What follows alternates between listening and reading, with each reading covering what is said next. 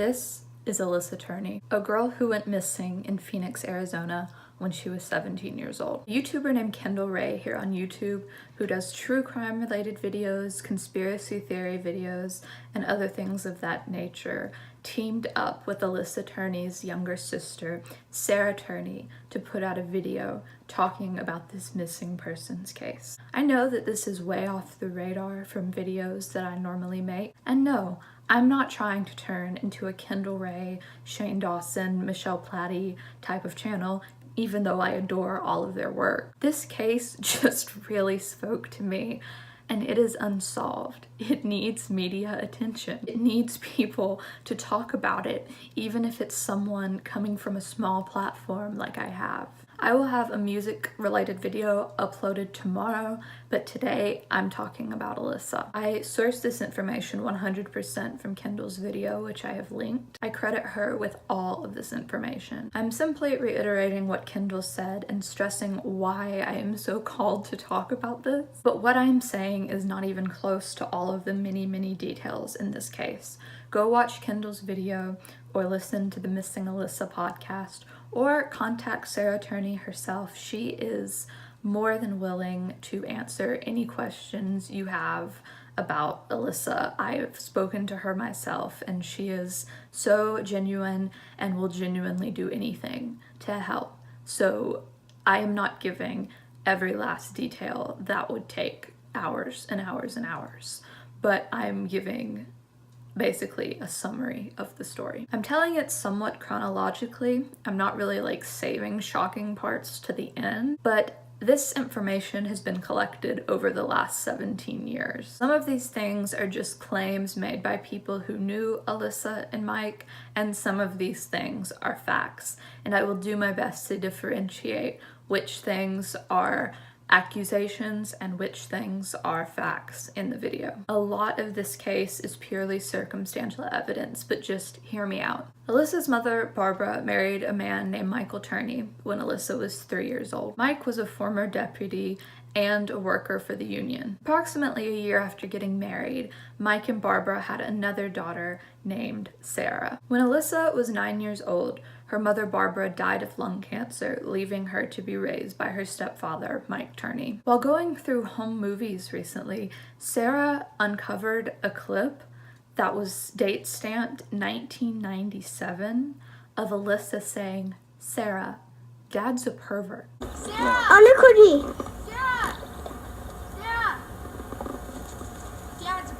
According to Alissa's boyfriend at the time of her going missing, several of Alissa's friends and one of her teachers, Alissa told them that when she was younger, she had been sexually abused by Mike. Her story was that one day, Mike picked her up from school, took her to a desolate location, and sexually abused her. However, Alissa never reported this officially. The only thing backing up the story was testimonies from people who knew Alissa, but it is so important to note that so many people told the same consistent story that Alissa had told them. It was common knowledge that Mike kept a close watch on Alissa in her teenage years. He filled their home with cameras and kept watch on literally everything she did. He had cameras hidden in places like vents. He monitored all of Alissa's phone calls and would sit and watch her while she worked at her job at the fast food restaurant Jack in the Box. He would often search through her personal belongings. He had surveillance footage of Alissa and her boyfriend making out in their living room. He claimed that he did all of this in an attempt to protect her and keep her safe. But in Kendall's video, it said that it was like Mike had an obsession with Alissa. And I am in no way bashing parents who take measures to protect their kids or have a stricter parenting approach. The more you find out about Mike, the sincerity of these efforts just decrease and decrease. All of the things that he did to protect Alissa seemed to be evidence that he was really putting her in more danger. Alissa had allegedly begun smoking marijuana, and Mike had contacted Barbara's sister, Alissa's Aunt Lynette, to see if she could come stay in California with Lynette for the summer. Lynette agreed, which was of great shock to Mike because relations were not great with Barbara's side of the family after she died. Kendall's video states that Mike was fully prepared for Lynette to say no to this request, so when she agreed to it, he quickly swept the idea under the rug. There's also a cousin of Alissa's named David who stayed with the Turneys for an extended amount of time. He claims that while he was staying in the home, he found a VHS tape of two underage girls, one presumed to be Alissa and the other presumed to be one of her friends, laying unconscious in the living room, wearing nothing but shorts with their face covered in newspaper, and Mike was just sitting in the room with them. Alissa went missing on the last day of her junior year of high school. Mike picked his daughter up from school early that day. However, this fact was not well known until 2020 did a special on Alissa in 2009. He claims that he picked her up and took her out to lunch. During that lunch, he and Alissa supposedly got into an argument over Alissa's curfew. He took her home after this lunch and she stormed off to her room in what he made sound like normal teenage behavior. Mike then left the house to pick up his daughter Sarah from school. Sarah says that she got in the car and her dad was frantic about Alissa. But it seems strange to me that he was so frantic about what was going to happen to Alissa while he picked Sarah up when he literally just left the house with being with her. Like, why didn't he just bring Alissa with him? Why did you leave the house frantic that something bad was going to happen to her? Sarah says that Mike was repeatedly calling Alissa and telling her to call Alissa. Sarah says she knew she was going to be in trouble when she got in the car with her dad because her and her friends had been smoking cigarettes, which was something her dad was strongly against. But instead of saying anything about the cigarette smoke smell that was on Sarah, he constantly kept telling her to call Alissa. When they got home, he sent Sarah to Alissa's room, where she found all of Alissa's belongings that were in her backpack dumped out on the floor. Her cell phone was on her dresser and it was buzzing. Alissa left a note saying she had run away. This note said, "Dad and Sarah, when you dropped me off at school today, I decided I really am going to California. Sarah, you said you didn't want me around. Look, you got it. I'm gone. That's why I saved money. Dad, I took $300 from you. Alissa." So remember Aunt Lynette, who Mike arranged for Alissa to stay the summer with, but then canceled once Lynette actually agreed? She lived in California. It was proven that this note was in Alissa's handwriting, but let's talk about a lot of the inconsistencies and things that make zero sense about this note. If she decided that morning that she was going to run away to California, why did she go out to lunch with her dad and argue with him about her curfew? Why didn't she mention that argument as a reason for running away? Why did she mostly blame Sarah for her leaving? Another interesting factor is that Alissa stated in the note that she had been saving money to run away. Zero money was withdrawn from Alissa's bank account.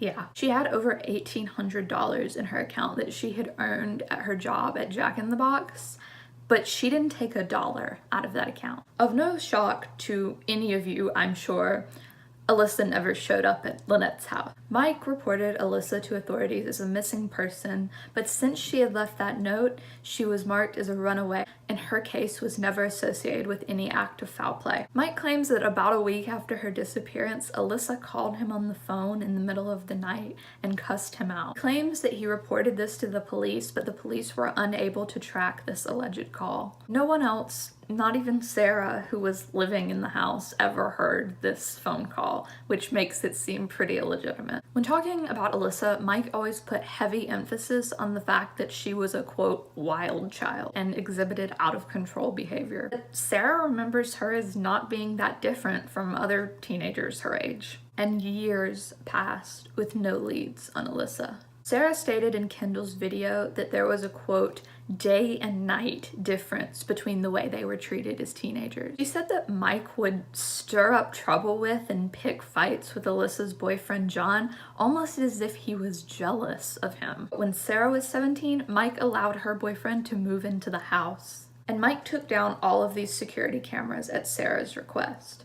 Speaking of the security cameras, I know what you're wondering. If this man had surveillance of everything that Alissa Turney did in his home, and he recorded every phone call that was made on his home phone, doesn't he have footage of the night that she disappeared? And doesn't he have a recording of the phone call that she allegedly made to the house a week after she disappeared? No. Mike's stories on this were often very inconsistent. At one point, he told Lynette that the cameras weren't working that day, but he also claimed that he had the footage and tried to turn it over to the police, but they didn't want it. Years later, while searching the house for evidence, Sarah Turney uncovered a 90-page document that detailed a very violent plan that included Alissa. This included coordinates to a desert location in California. And get this, bones, human bones, had been found in that location years earlier, but had not been identified. So here's what I think. Michael Turney was devastated by the loss of his wife. Please note that I am in no way excusing his heinous behavior because he lost his wife. There is absolutely no excuse for this. None. From the information that I know, Mike never got remarried after Barbara's death. No significant other of Mike's was ever mentioned. Alissa was 9 when Barbara died. She was approximately 13. The pervert video was taken. The years between age 9 and age 13 are the average years in which most of female puberty takes place. As absolutely sickening as it is to even think about, Mike was lonely. He hadn't been with anyone since his wife died. And right in his house, he had Barbara's daughter who resembled her well and was becoming sexually developed. It wasn't biological incest because she was his stepdaughter, so he began sexually abusing her. Thankfully, I've never experienced this, so I can't even begin to imagine how this made Alissa feel. It's evident that she tried to cry out for help several times. The pervert video to a teacher, to people who she trusted in her life, but what was Alissa really supposed to do? This was her father. Her mother was dead, and she was left with one person who was supposed to be taking care of her, and he was hurting her. I'm sure that this poor girl was terrified for anyone to actually find out what was going on, and that's why she never reported it. I mean, not even considering the shame and the guilt that are behind sexual assault, you have to think about this. This was her father. Even if she reported him, even if someone believed her, even if he got taken away, then what? If she was taken away from him, maybe she'd be living a normal life today, but she had no way of knowing that. This was 1997, 1998, 1999, 2000, 2001. There was no #MeToo movement. Talking about rape and sexual assault is still hard now, 20 years later. There wasn't an internet community of people behind her, supporting her, and telling her to get help. It was her father, and her baby sister. No matter how cruel he was, she probably didn't want to lose the one parental figure that she had left. If he was taken away, she would be stuck taking care of her little sister. Sarah even said that Alissa was like the closest thing to a mother that she ever had. They could have been put in foster homes, they could have been separated. I understand completely why Alissa never reported this. This could have and probably did go on for years, which is disgusting. I think that day, Mike picked Alissa up from school. He took her to a desolate location and tried to sexually abuse her. When she fought back, I think that he killed her and buried her in that desert. This theory is what Sarah thinks as well. Remember, Mike had been a deputy. He knew how runaway cases were handled. He knew how missing persons cases were handled. He knew how sexual assault cases were handled, and he knew how murder cases were handled. Since she had spoken about running away before, he framed her as a runaway. He had made himself this convenient little anecdote about her going to California, so it made it seem like she had a valid place to go. He made her out to be a wild child that needed to be watched all the time. He acted as if he wasn't surprised that she had pulled a stunt like this because she was always getting into trouble and doing rebellious things. And I don't know about you, but if my parents were not together from the time I was a baby, my mother died of cancer when I was 9 years old, and I was being sexually assaulted by my father after this, then I would probably act out a whole lot too. He was, in Alissa's own words, a pervert. He monitored everything she did. He stalked her. He controlled her. he took advantage of her. He abused her, and in my opinion, he murdered her. All of the things, the trip to California, the strict parenting, the surveillance, he used to make it look like he really cared about her. But this was to feed his own sick obsession and to make himself seem innocent. He was a coward. He tried to put blame on everyone from Sarah to Alissa's boyfriend to the union company he had worked for, saying that they had killed Alissa in revenge against him. The hashtag Justice for Alissa is so important. Scream it from the rooftops. Tell everyone you know. Show everyone you know who Alissa is. Alissa deserves justice, because I believe that not only in 2001, but for her entire life, Alissa never received justice. Her mother died, and she was left with a stepfather who took advantage of the fact that she wasn't his biological daughter. She was abused by the one person who she was supposed to trust, a person who was a cop. Talk about police corruption. He used the things that he learned while being a cop to rape and murder his daughter. She was treated the polar opposite of her sister, who was Mike's biological child. Alissa deserved more than anything to have someone who was there who was standing up for her. But instead that she was painted as a wild child, as someone who misbehaved. And I'm sure you're thinking at this point, why can't he just be locked up? Because there's no murder investigation. There was no body. There was no physical evidence. This case is purely circumstantial. But I believe with all my heart that Mike Turney knows exactly what happened to Alissa and deserves to rot in prison. This is not my normal type of content, no. Yes, there are millions of cases like this, and I can't do something to help in every single case. But this case, this story, Alissa, even in her silence, touched me. She didn't just touch me, she reached out and grabbed me and shook me and said, do something about this. And so I'm trying. Alissa can't speak for herself, so I'm trying to speak for her. Even if 10 people watch this video, I want them to know. I'm the exact same age that Alissa was when this happened to her, and I can't imagine. So now you're probably saying, so what? What is you sitting here rambling about this going to accomplish? Well, there is still a chance that Mike Turney could be put on trial for this. He told Sarah himself that he would confess to what happened to Alissa on his deathbed. Sarah wants and asks for all the media coverage she can get on this topic. This story needs to be told. Tell your friends, share Kendall's video, share my video, make your own video. Put hashtag Justice for Alissa on every platform you have, no matter how small it is. She had her voice taken for her, and so I think the world owes it to her to scream that this man belongs in prison. I'm linking a petition you can sign online to take this case to trial. Please sign it. In the description, I'm also leaving the address to attorney Bill Montgomery's office.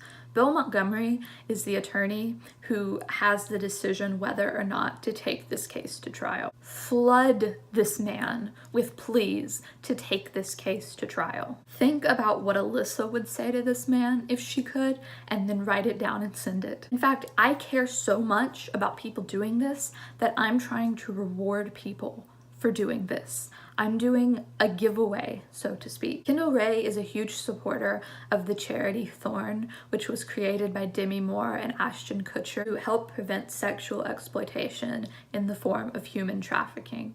Kendall donates a lot of money to this charity, and she has a series of t-shirts that she sells, and 100% of the proceeds go to Thorn.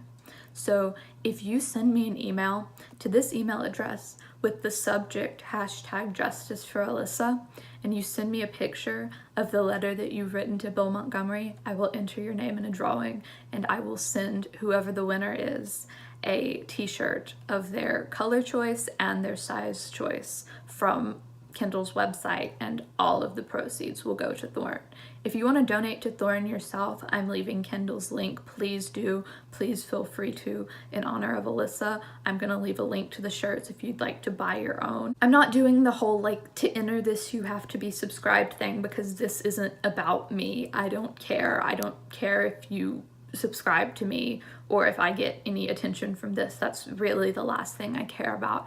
I'm doing this for Alissa and I'm doing this for Sarah so that hopefully things like this can be prevented in the future. I will link all the donation links, I will link Kendall's video, and I will link all of Sarah's contact information if you want to speak to her about this. Please use your voice. Justice for Alissa. Thank you.